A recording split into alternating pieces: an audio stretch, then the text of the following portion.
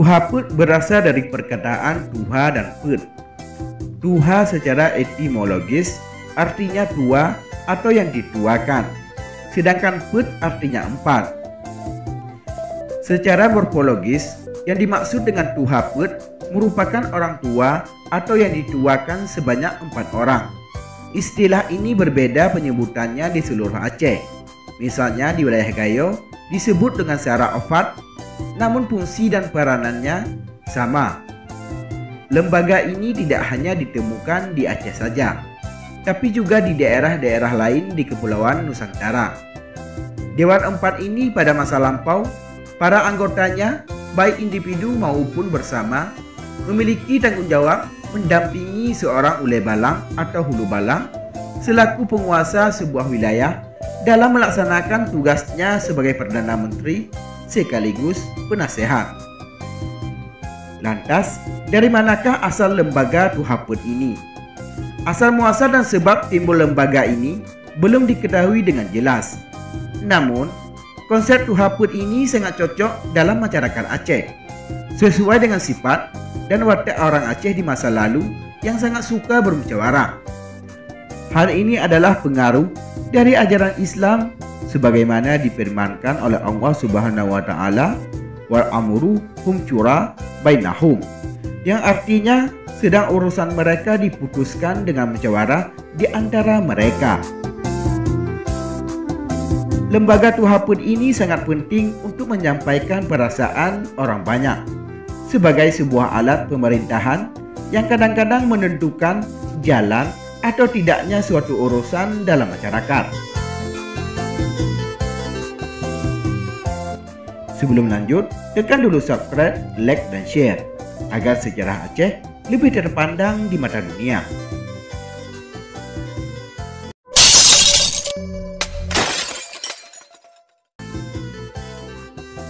Lembaga Tuhaput ini sangat penting, maka syarat utama menjadi anggotanya adalah integritas pribadi yang didasarkan kepada pengalamannya, yang biasanya disimbolkan dengan istilah ketuaannya atau tuha, bukanlah semata-mata dalam artian usia tua semata-mata atau tuha putih yang artinya tua karena berambut putih, melainkan ketuaan dalam hal kebijaksanaan, yaitu tuha ilme atau tua karena ilmu. Bagaimana mengukur tua dalam kebijaksanaan?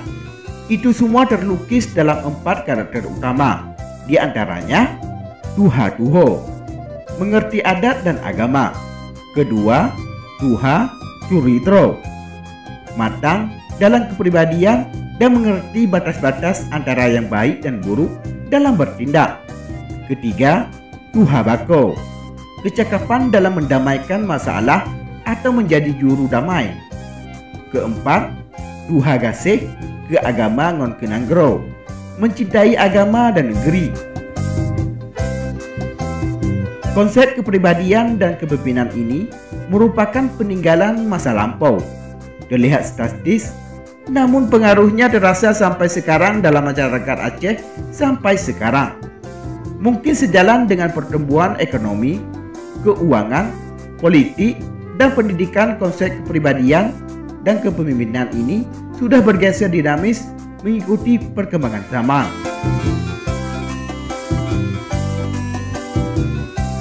Pada masa lampau, menurut adat, Tuhaput mempunyai peranan yang amat penting dalam suatu kenegerian.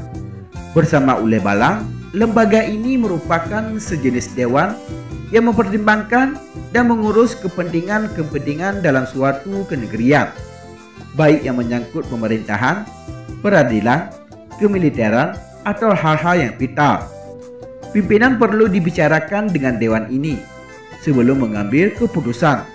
Oleh karena itu, ulai balang tidak bisa menjalankan keputusan yang bertentangan dengan pendapat Tuhaput.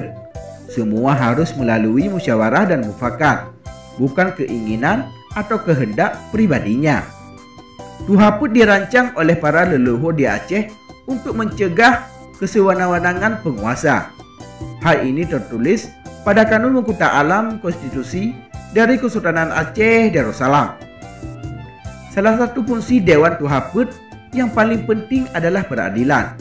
Dalam hal ini, Ulay Balang bertindak selaku hakim, sedangkan Tuhaput sebagai penasehat.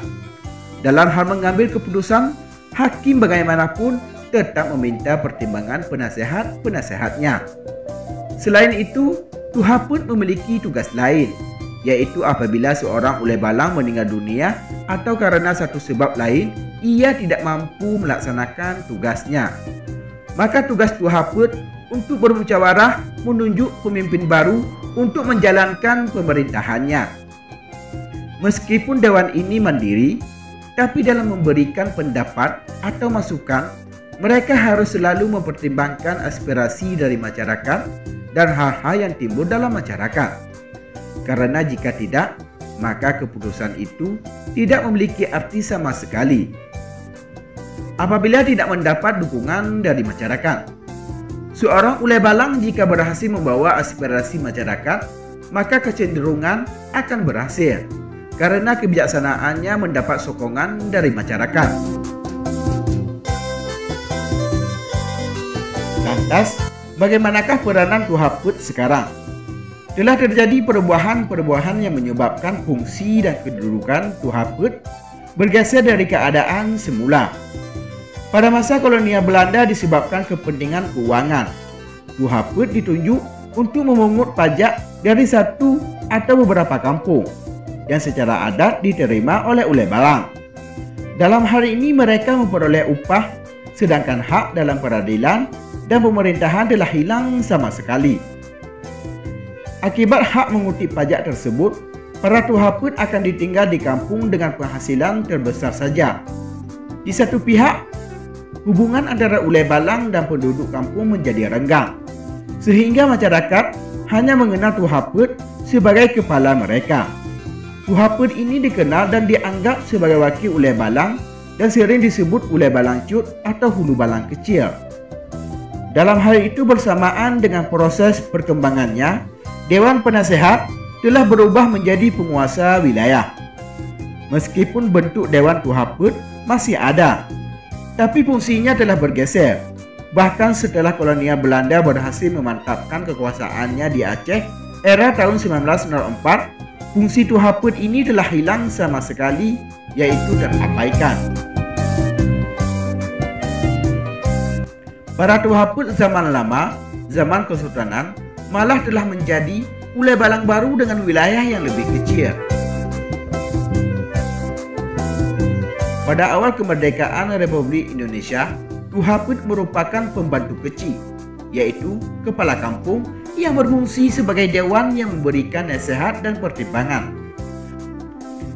Namun ketika pemerintah Soeharto mengeluarkan Undang-Undang Nomor 5 Tahun 1979 tentang Undang-Undang Pemerintahan Desa, Tuhaput sebagai kekasan Provinsi Aceh kembali lenyap akibat penyeragaman yang dilakukan oleh rezim Orde Baru.